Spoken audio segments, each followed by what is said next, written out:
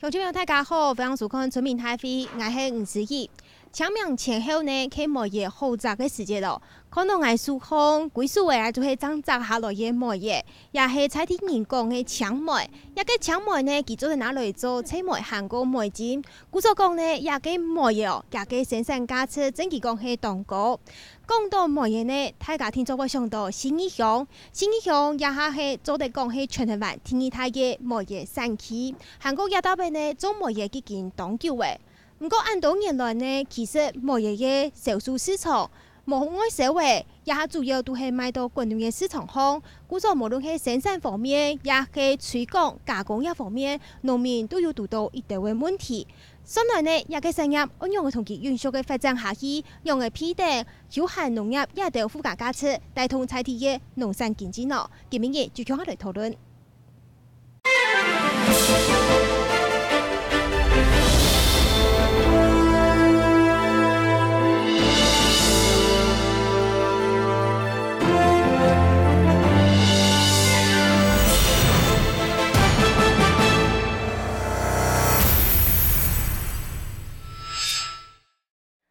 请田定鏡頭來到今日節目討論的現場。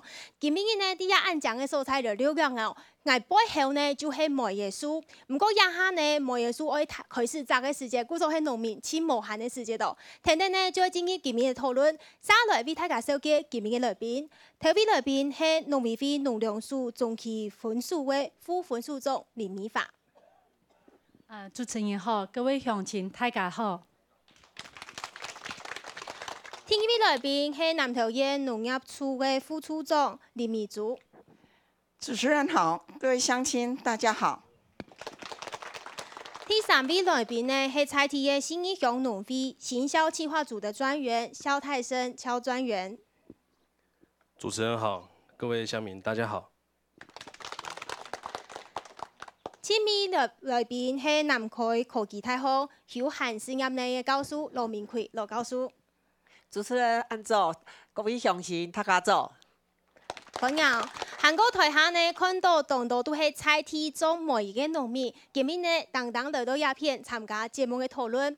不過講到末夜哦，大家聽說會想到睇新嘅鴉片。做乜今日嘅客家電視台會來到亞大邊呢？其實咯，大家講到新義鄉會撈到佢係年出名係嘅素材，其實呢，第一種土烘帶鄉親先來看到哦，亞新義鄉人口差唔多有16003人，其中呢年出名就卡得一半，其他嘅呢就係人講嘅河洛人、韓國漢人也有，其中哦漢人大概係佔嘅4成，其他6成但係都係河洛人。不過今日嚟到參加節目嘅鄉親，當然都係對赤強村、鳳溪島、鳳貴島來的哦，幾大邊呢有當到客家人差唔多卡得有9成哦，一啲客家人呢都意思種末夜來過生活。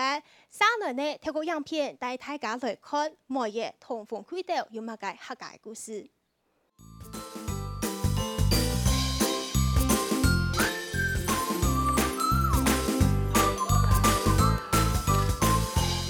到年少年底到反轉年嘅一年初，南投縣新義鄉滿山滿人，拋設式嘅梅花開到鬧鬧，將外鐵入口來賞花。其中赤強村嘅鳳溪島前有名，先做南投係種香蕉做主要嘅農產，後來係經濟較揣摩錢，讓返種梅樹。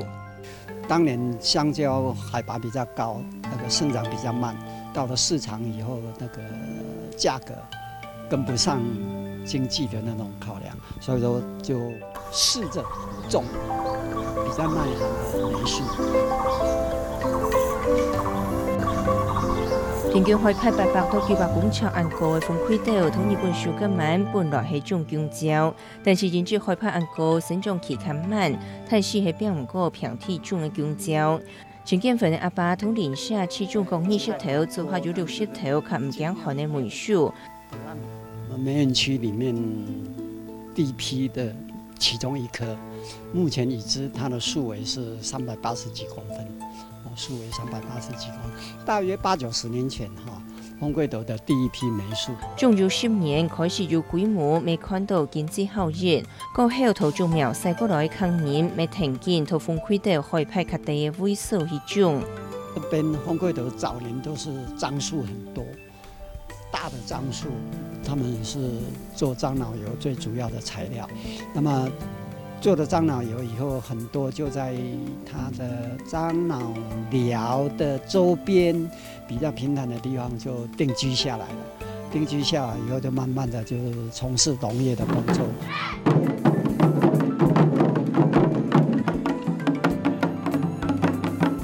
全境分布从民国60年代抢煤产业进行社会实践，我向日本如期上系统南投，其中青岛会是中途新义乡风开岛，变做抢煤产体的代表。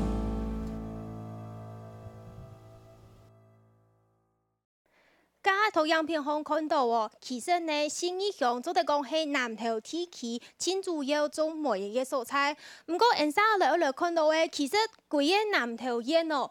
陆陆续续都有一道嘅乡镇都有种，附近内嘅水利乡啊、韩国沿海乡一道所在都有种煤嘅。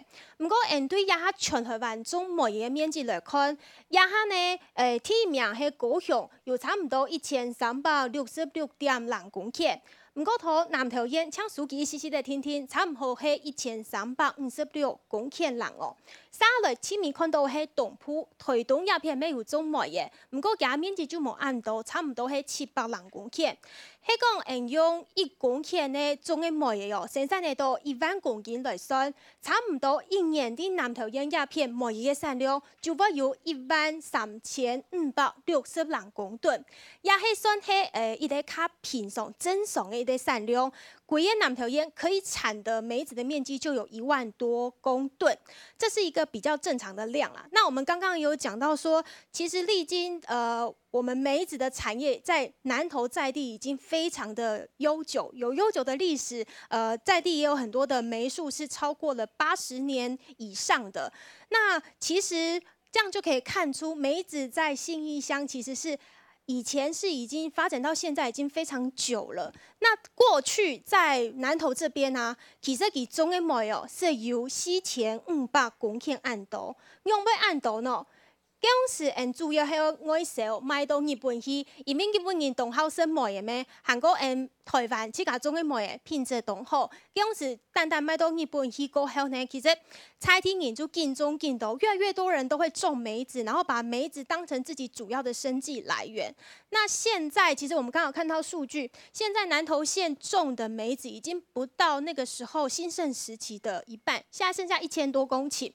那我想要先請教是我們農糧署的副分署長，我們以前的梅子主要是外銷嘛，所以產量啊產值整個都是非常好的。那現在它這樣算是由比較是走下坡嗎？還是現在它的銷售現況這樣子是符合它的一個產量跟產值？是我們的梅子產業，其實在這幾十年來，整體來說的話，我們因為外銷的部分受到大陸以及東南亞這些比較低價的產品的影響，所以逐漸轉為內銷。當然，在內需市場部分也是比較小，所以在面積跟產值部分，這10-20年來其實是有逐漸下降的趨勢。不過在這10年來，大概都維持在剛剛我們從熒幕上看得到的，近年我們台灣的梅子面積大概在4200公頃左右。那主要的話還是以加工成內銷為主要。所以現在的梅子都是以沒有外銷了，就是主要都是以自己加工為主，這樣子。還是有，因為台灣的梅子其實不管是我們的加工品質，其實是非常的優良，所以台灣的梅子還是有少部分賣到比較高價的市場到國際上去。所以我們現在不外銷之後，我們就改用好的生產方式，做出好的加工品，來因應我們國內自己市場的需求，然後來達到它一個銷售量跟經濟的價值。那梅子有這麼多的好處，我想問一下在地的南投縣政府的農業處副處長，我們梅子其實在信義這邊非常有名嘛。那剛剛副分署長有講到，我們現在不做外銷，那我們現在在地縣政府是怎麼幫農民來推廣我們的梅子呢？就是在每一年的差不多11月，應該說12月底，然後連續一直到1月底這段期間是梅花盛開的時候，那我們就開創了一個叫做踏雪尋梅這個活動。那我們南投縣產梅主要的產區有大部分是信義，還有水里，还有国姓仁爱这4个乡镇。那我们做一个串联，就在这个活动期间，就赏梅那个梅花盛开期间，让我们陆续的办了踏雪寻梅赏梅的活动。每一年的3月底就清明节前，然后一直到5月，我们就会陆续的办了一些的采梅活动。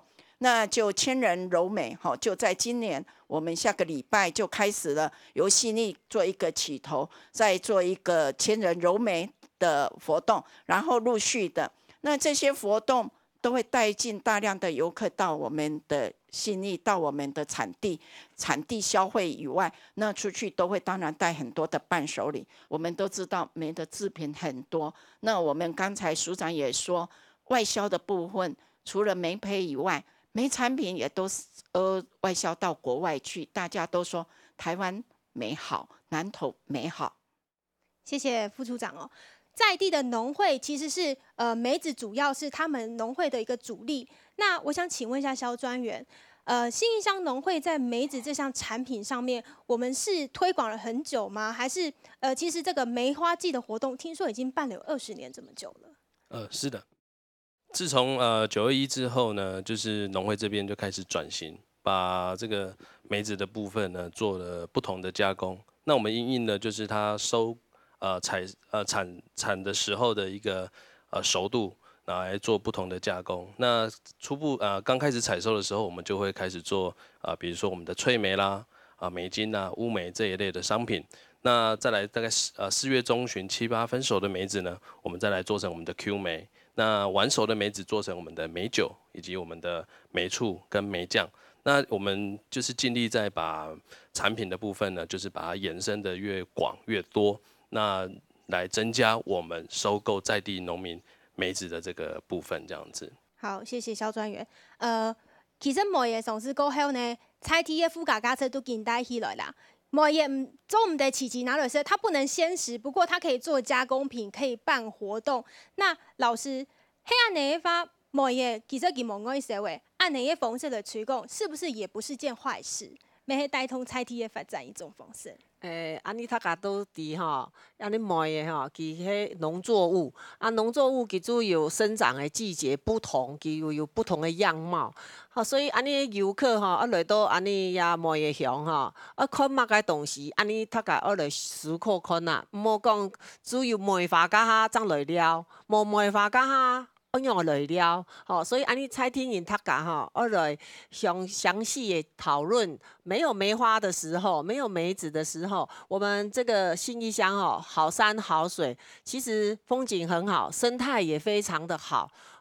怎样的老嘅游客带进来这边不管是健走啦、爬山啦、赏梅啦，其实都是我们可以再去发展的尤其像现在我们的银发族对于这个爬山健身乐此不疲。那我们的梅子呢，又会懂健康的食物不论是梅干啦，还是梅醋啦、梅精啦，都是非常健康的。那很跟我们的银发族市场，其实我们好好去把它做一个宣导，来这边做这个去山做的是都懂健康的梅的这个产品呢，我们大家可以思考怎么去把它结合起来，变成更完美的一个观光旅游的商品这个就安尼太起个来达标谢谢老师哦。梅子没有外销，刚刚就如台上这么多的我们长官来讲，就是他其实并不会说，没有外销之后，就无奈何买呀。其实台湾的市场没有对佢有需求啊。不过实际来看哦，采地的农民也到底种的时节、卖的时节，韩国也按到见到嘅环境变化，也都有乜嘅意見上去提出來嘅，加強也都卡數好冇？亞美太子。每年都是有固定的行口几家，然后其他的，像我在山上，有的人游客上来，有些那些菜贩啊，就是说来行销的人，看到我们这个地方很好，他会到我产地来，直接帮我批。但是这样子的做法比较不喜欢，真的比较丑，或是因为他们在采的时候那个品质会不一定啦，因为很多人采。比较丑的或比较小的，我们直接筛选下来的，我们就去请人家帮忙压枝，好，就是直接压制成为那个梅子汁，我们就熬成梅精。我们农民就是熬的比较少了，没有我们农会那么大量的生产啦。如果农会他们有在直接帮我们销售我们的梅精的那个品质的话，就是说，因为他那个只是他要的汁而已，所以品质丑没有关系，小没关系，反而越小压的汁越好，品质越好。好，谢谢你，请坐。还有其他的农民朋友大哥想要表达意见的吗？这位大哥请。大家都喜欢来丰贵朵或者信义乡这边赏梅哈，大家都梅花很漂亮很漂亮。梅子花开的越多，梅子就结得越多。问题就出在梅子多的时候，我们这些都是已经银发族了，工人不够工人好用，所以我们现在的大宗的梅子，很多的梅农都是从轻轻的开始摘。采到梅子已经掉下来了，树上还有一半还没摘完，所以我们很缺工。所以我是希望说，我们的上级有关单位能帮忙我们，能帮我们申请一些外籍劳工也好，或者是阿兵哥来帮我们这样采收一下这样。我们没有办法用机器吗？梅子没有办法，因为梅树它是很高大，而且坡地，你用机器的话没有办法采收，所以它一定要人工，全部用人工。用人工的话，我们老弱残兵了嘛，也1年不足1年了啦，所以体力不够，所以我是希望我们的上级有关单位能帮我们出点力了。好，谢谢，请坐。还有大哥想要表示意见的吗？这位。加工量嘅冇一个品牌出来，大家冇了解讲，唔该品质用版型。不过来研发的产品，都应该研发出来。毕竟受的教育有限，所以讲希望说，上级技术单位有关单位，还有农会，有法度讲来天数，帮助这些弱势的，来研发好，安子 C。好，谢谢。这样抽。农民讲都会就迄欠工的问题，韩国卖的问题，还加到青社会，因为我抢到供应种好的农产品，涨以后涨下来啊，涨下来过后天天就要卖每加到青社会。就算讲可能要有固定的人来同佢买的，不过迄个产量有乜个变化，时间加到自家就会想办法卖唔出去，要加工我怎样来卖呢？问一下农粮署。我们这边有协助农民在处理，譬如说是我们加工啊，或者是我们在品牌行销上面的困难。我们农粮署这边可以提供农民协助的，主要是，其实署里面这几年一直有在聘请一些专家学者来辅导我们的一些在地加工业者或者是农民团体。那也辅导他们去以比较更符合我们卫生安全的方式来生产一个健康的一个产品。那不但是我们符合我们的银发族的需求，那也它在一个品质或者是卫生安全部分也是符合消费者的一个需求。在加工这个部分，因为加工厂的不管它的品质跟量呢，也可以来扩大，来帮助农民来销售。那刚刚提到过，销售这边的部分，那我们的加工厂的这些加工产品，除了在地我们的一些农民团体，就是游客上来的时候会带一些伴手礼回去之外，那署里面这边其实也常常在不管在我们的消费地希望广场，或者是圆山花博，或者是其他的都会区，那我们也结合其他的通路这个部分来办理一个展售促销或记者会的活动，希望来促进我们的国人来多多的采购我们的一个国产梅的一个加工产品。那这是主要是加工的部分，像刚刚有农民提到缺工怎么办？因为他们农民自己年纪大了，我可以种，但是采真的没有办法。对，梅子因为它的收获季很集中，所以在盛收的时候，它的工确实会有短缺的一个情形在。那其实针对农业缺工的这个部分，农会其实在105年的时候就启动了一个农业季节性缺工2.0的一个措施。那从105年开始，就就是透过我们的县市政府，结合我们的地方的一个农会，还有改良场，来成立我们的一个农事服务团，或者是我们的农业技术团。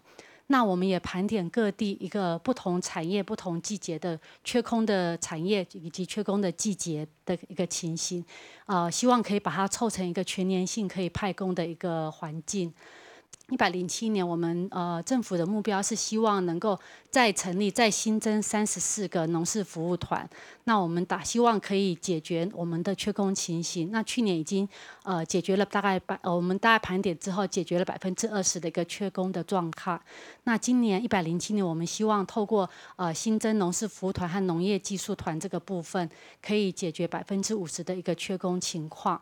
好，谢谢副分署长哦。其实讲到遐个每个产业吧，大家都讲，我想要买，我想要种，我要加工，我买不买人哦。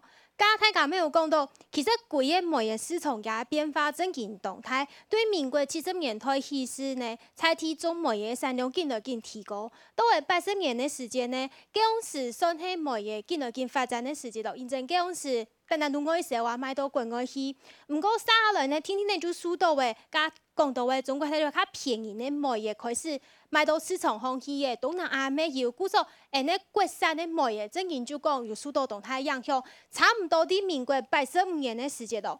嗰時嘅產量韓國嗰時種嘅面積咯，都得講超過了1萬多公頃，可以說是最極盛的時候，全國種青豆的時間。到係天一年民國86年蘇生的時間。嗰時出嚟到31億元按度，也係照政府的統計。不過到86年過後，它其實就是每況愈下，一直在下降的。就會認真加講到嘅市場規個變化，無人愛受，大家都會傾向判法。故作競爭競售過後呢，也下政府就要上忙的推動，把美術矮化，把它用精緻的方式來管理。其實，在信義鴉片就會按呢，大家係用手採的方式去人工採，這就是一個精緻的推廣，還有種植的方式。然後現在呢，主要就係賣國內的市場為主，國外的市場我們就是輔助的。那現在呢，要把我們的農業升級，其實就是用休閒農業的方式，把在地的經濟跟觀光帶起來。就像剛剛講到的，有梅子季呀，還有賞梅季。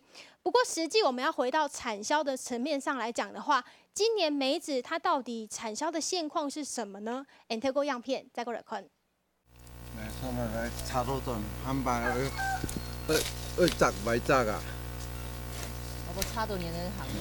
係啊，冚唪摘啊，差多咪差快嚟呀！土田豐順請梅大清田上巴下建配土州市，雖然今年初梅花開到東腦比往年較好，但是過後天時日下轉換，今年梅嘅黑子率顛倒無按好。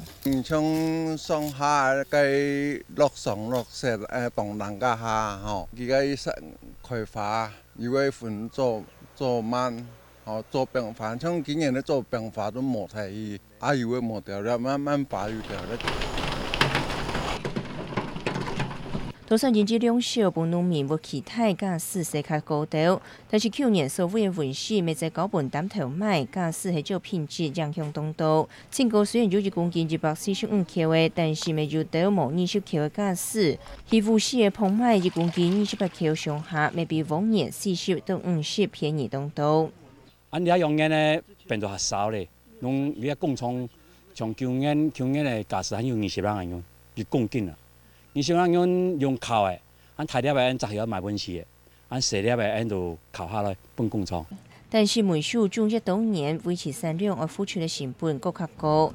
但係經想到搶年一早，而開上梅樹唔單止危險，個人職農民見來見到犀利，摘搶梅嘅工人咪見來見少，驚怕盲摘皮至黃皮，連埋市場價市無按好，其他種嘅考量，農民自家手內種一度、療一度，開始摘皮樹來減少產量。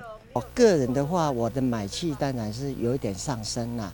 我們現在的梅樹已經每一年都在減少當中嘛，因為你種越多，療越多嘛，對，因為你那個工資成本越多嘛，市場消耗沒有那麼多嘛。照农委会的统计，民国70年代进行小时期，新义乡种青梅的面积有1600公顷，产量程度有到2000万公斤。去年村780公顷，产量才干那234万公斤。部分农民考量到生活，已经开始种槟榔、绿豆、高经济的作物来增加收入。作为60万年的青梅产业，应用选了爱高粱按艰难的时期呢。无也是新义亲主要的一类经济作物，不过新义乡后山后水，它的物产非常丰富哦。除了毛也，佮含有种竹笋啊、种葡萄，含有槟榔、토마토也都。韩国呢，菜地被有一方动有经济价值的黑莲雾哦。其实看起来跟头亚的新义乡鸦片哦，它真的是好山好水，孕育出这么好的农产品。不过实际上呢，我们现在梅子它在市场上的销售，确实係遇到嘅一啲嘅問題同困難哦。唔知一下農民啲種植方面，韓國設計有乜嘅問題，還要再過來反映呢？有人嘅種植方式改變呢，也係講有乜嘅，也就用乜嘅方式嚟營業嚟談看下農民講，有太過一反映意見冇？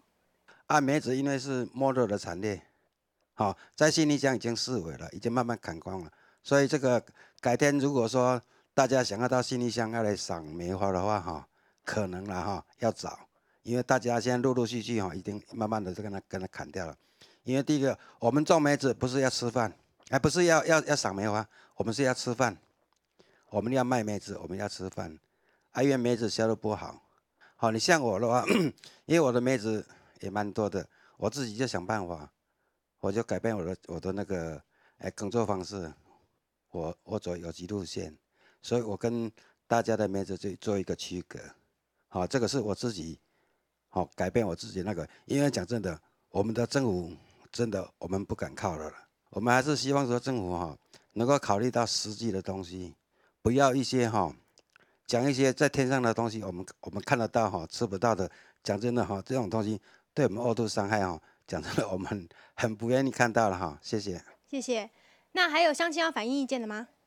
好，這位大哥先。剛剛村長哈都把我們這些農民的心聲，他講得很透徹了。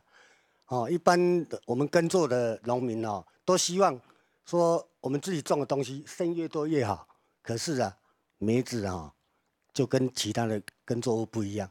你生太多的話，第一，就像剛剛以上有講過的，缺人工。再來，你東西多的話，哇，銷路的話，你要就像村長講的，要自生自滅，自己想辦法。哦，這個最主要就是梅子。哦，我們。人家一般種的都希望，我的產量多就是好。可是梅子不是。如果我們今年，比如說今年，我們看到梅子生太多了，哇，傷腦筋，頭就痛了。哦，這原因在哪裡？大家可想而知嘛。這就是人工採的也是一個問題。再來就是說你銷路你沒辦法銷，你那麼多在地上撿。哦，所以說剛剛村長大部分的心聲都講了，大概就是這樣。謝謝大哥。還有大哥要反映意見的嗎？新義鄉說從4500公頃縮減為1356公頃，怎麼會？如果一個有前途的農業產業，理論上應該是從300、3000、3萬，因為農民追求的是利潤嘛。那麼從剛才的鄉親跟上級長官的話當中談到，農會每年信義鄉所收購農民的梅子的產量有多少？剛才的數據是780.3萬噸，那農會收不到1%嘛？其他的99%呢，是政府的無作為。任令農民自生自滅，這是台灣農業的最高政策。哦，甚至於剛才我們的農糧署的長官還談到精緻，希望你矮化，是誰在做？農民在做嘛？問題剛才都其他鄉親都有談到，還有他輔導了一些食品廠，食品廠是大企業大財團，是大企業大財團，有直接到農民這邊嗎？沒有，還有。農業異業的減免的缺工問題，這個更一般我們的觀念就是隔行如隔山。我种梅子的去跟人家修剪莲雾，有一点困难。种芒果的到新义乡来这边协助处理梅子的缺工问题更困难。台湾的这个基层劳工的这个问题不是单一的，好像每个农业的产业的工人都是缺的，都有缺工的问题。尤其是根据农委会的统计，好像是台湾的农民的平均年龄超过65岁。这个应该是从教育的部分着手去改善，不是只有说我的辅导你们怎么样了，然后你们怎么样就可以达到了。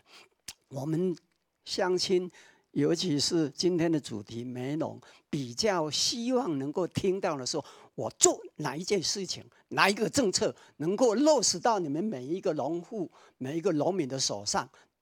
农业官员他们只是讲一些让外行人说他照顾到这一群了，实际上那个作为都是有限的。农民既然砍了梅树，数量会越来越少。政府如果不拿出一套真正能够解决这个产业的问题，有可能真的就是应验了以前张景生跟黄有才所讲的，农业产值占 GDP 的这些2%，我执政的看不上这一个小小的数字，那么这些农民也只好自求多福了。谢谢。那我们先来整理一下，其实他们刚刚所讲到的，不会就是说认为某一些菜梯一类三亚某之后，但它已经日渐凋零了。它包含到说我们种植年龄的老化，还有我们缺工，整个市场的问题，整个层面来讲。那我想先请问一下我们的副处长，针对刚刚农民所阐述的，有没有什么地方是可以直接先回应他们？譬如说是补助啊，或者是说缺工啊这些。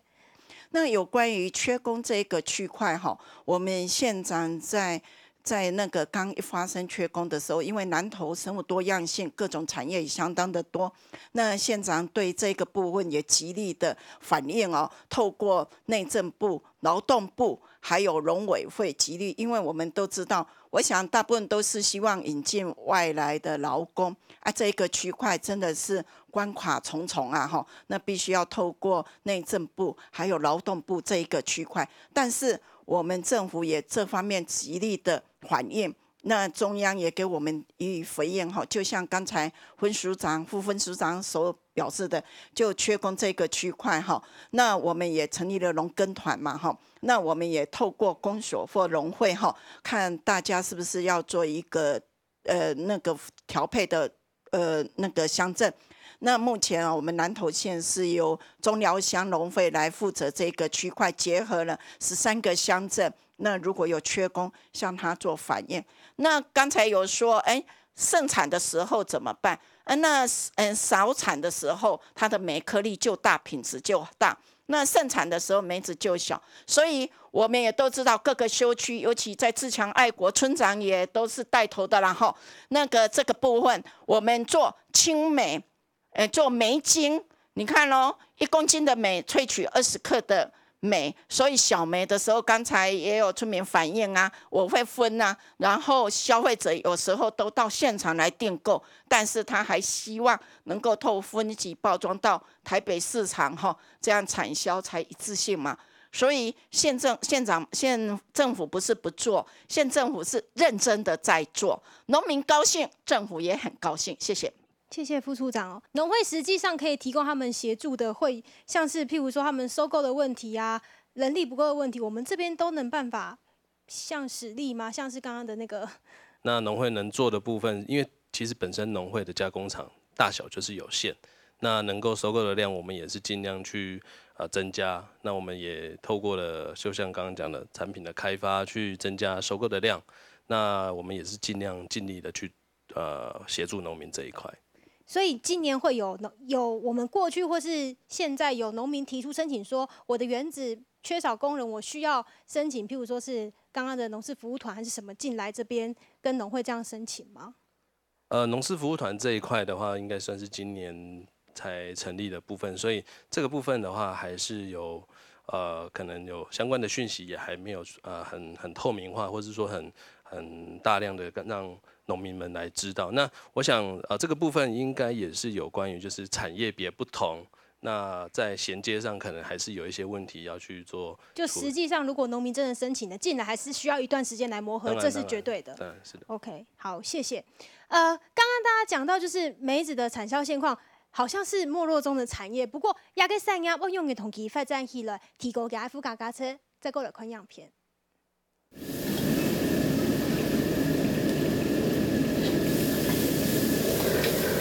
台福建乡那哈用如何嘅梅来调梅，用一梅嘅草太长，除了传统嘅酸梅，含有梅嘅香气。因当然讲解梅啊吼，就用到菜度红做起来较唔会油腻啊，我就试看看吼，因为我生人的咩太咧吼，我想讲要教本该生人的去做红，我细龙该客家人。我记到做日啲的客家菜，我做梅产，记做红合并起来。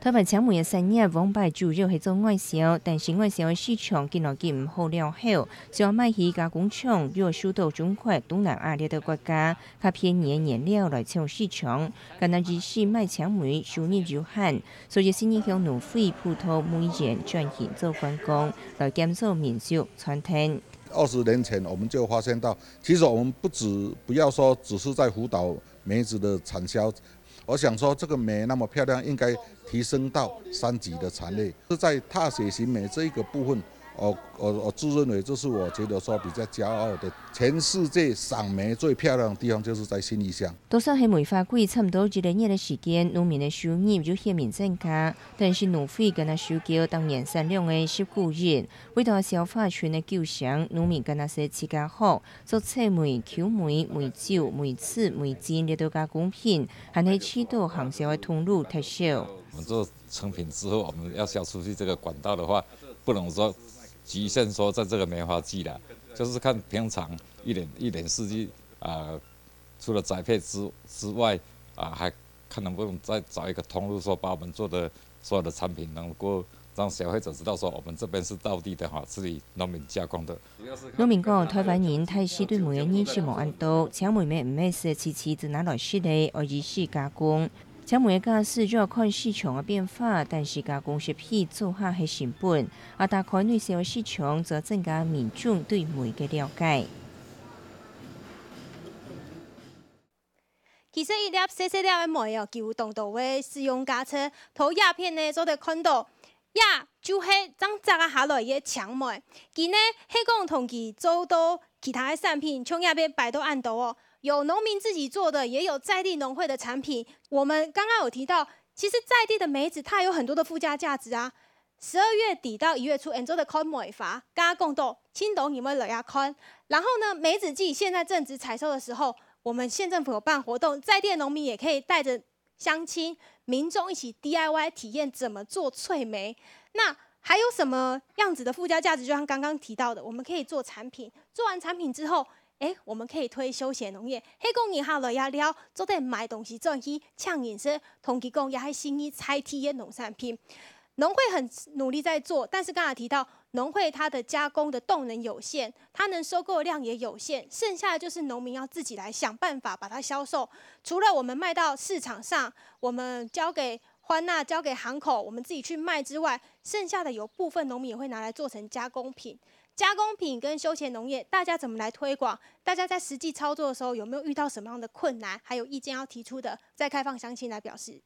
大哥，一般口感是酸的，所以说很少在鲜食，但是它经过加工以后，它就是非常好的饮料，还有就是调味品，还有可以做料理美食，梅精、脆梅一些制品都是最好的零食，还有就是最好的食品调味品。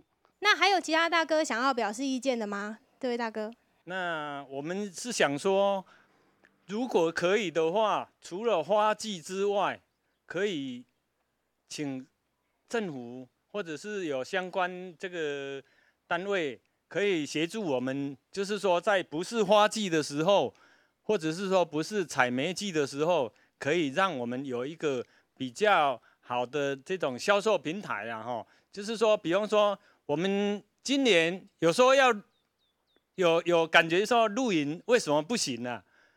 我们在梅树下，你看哦，露营在梅树下是一种很好的享受。那为什么今年他有，就是台大实验林，他有来看说，那个梅树下什么都不可以露营？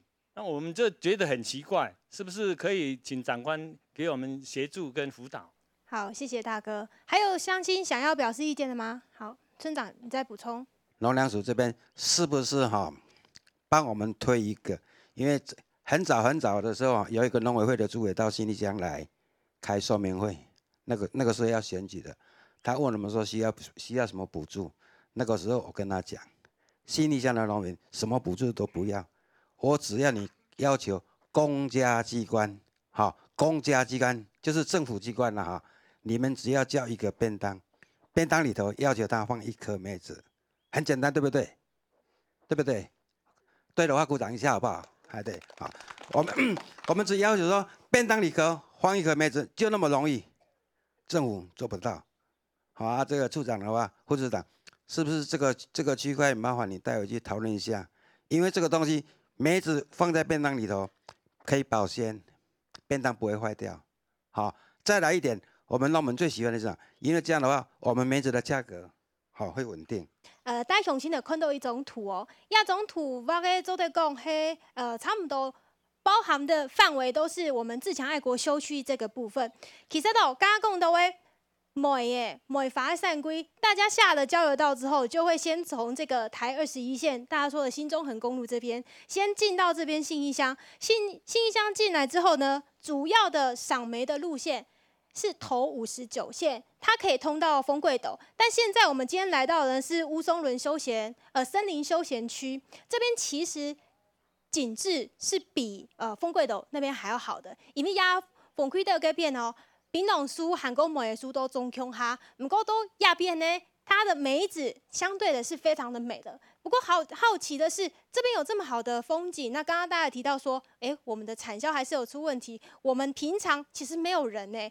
那其实有这么好的地方摆在这边，真给公黑懂大宋哦。我想先请教我们的罗老师，就你来看，刚刚你也说到，弄引法族很适合这样子的游程，可是怎么样可以让大家走到信义乡，这可以提供乡亲一些意见吗？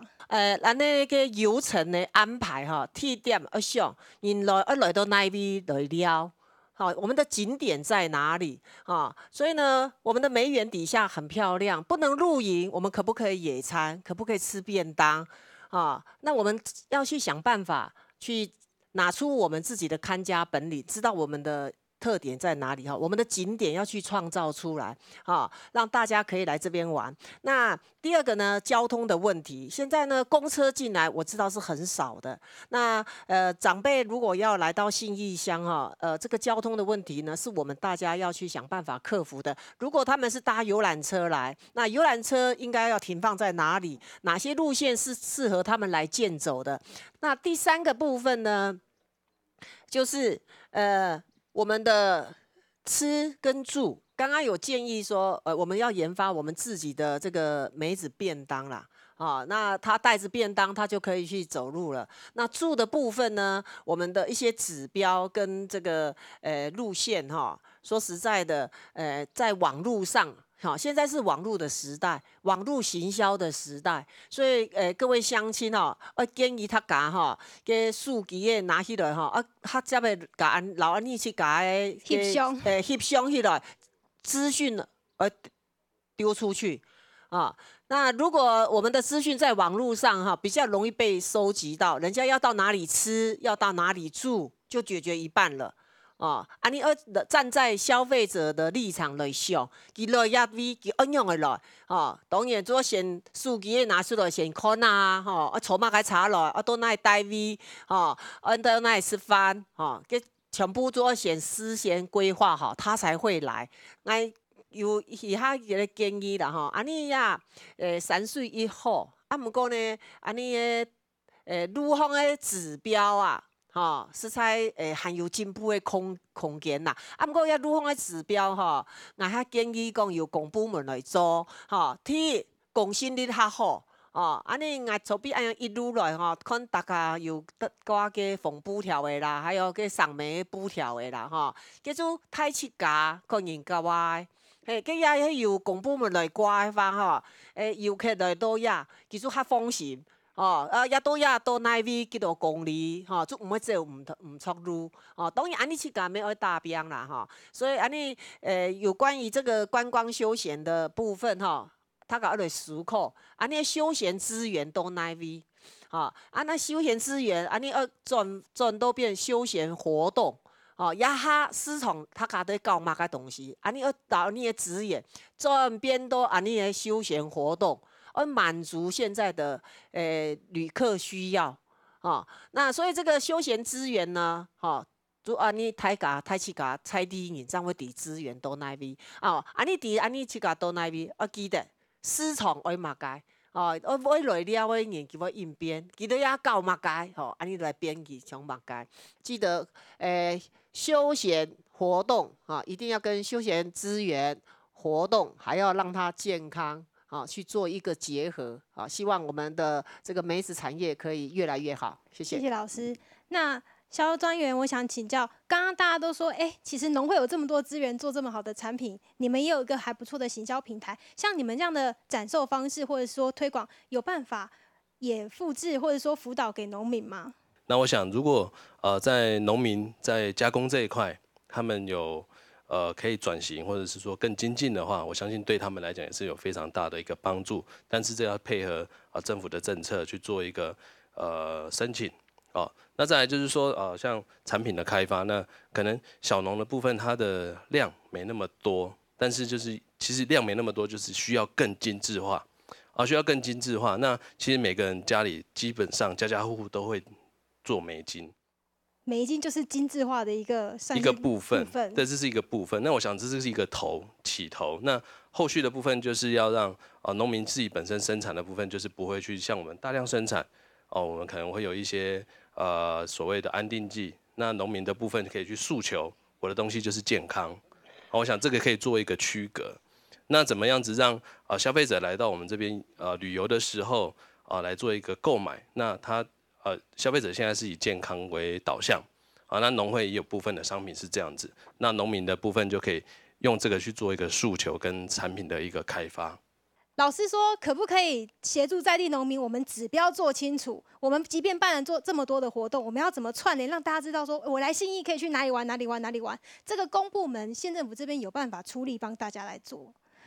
这个部分也是我们乐见我们跟我们的观光处还有当地的公所在这个，因为除了梅以外，还有赏樱，还有赏梅花以外，还有我们的葡萄还有很多的产品都有这样子，所以在这个部分我们跟那个乡长这边也都很认同这个区块。尤其记得我们信义自强爱国，这是休闲农业区，当时也是在这个指标地标这个部分也有在这部分做加强，所以这个部分政府真的是很认真。平常就到除了展售会，也都卖梅产品也都有，而且不止信义农会他在当地卖，我们的农民展售会都到外地去卖，所以也让消费者在那个大都会地区都能够吃到我们南投县的梅、信义乡的梅。谢谢副处长。那最后副分署长，针对农民，他如果之后想要自己加工，我们动能这部分，我们可以再提供农民的协助。是针对农民其实，在我们的农产品很多都有在盛产时候，农民有自己加工的一个需求，所以那目前的话农委会这边其实针对农民自己将自己的过剩农产品那加工成一个我们的自己的农村产品这个部分有规划要辅导我们的农民把我们的自家的小型加工厂做一个合法化。那我想在这个合法化之后纳进来之后呢，我们其实公部门会更有力道辅导我们的农民去生产符合食品卫生安全的一个食品，那不但是增加我们的农民收益，也可以符合我们一个消费者一个健康安全的一个需求。一点没有，唔要大家看到的大枪声含谈，让你听听。其实它背后的附加价值是我们想象不到的。即便可能有人讲它是没落中的产业，不过我们只要好好的把这个价值提高出来，问大家知道讲，佢唔单止做得食，佢还有营养的价值，相信也对菜地产业天窗宝有帮助。我希望大家爱多多来买，多多来生产一道菜地的农产品，对一道农民买就是一个肯定，让我们在地的农产品能够越来越好。以上就是今天的村民台币，感谢乡亲的收看。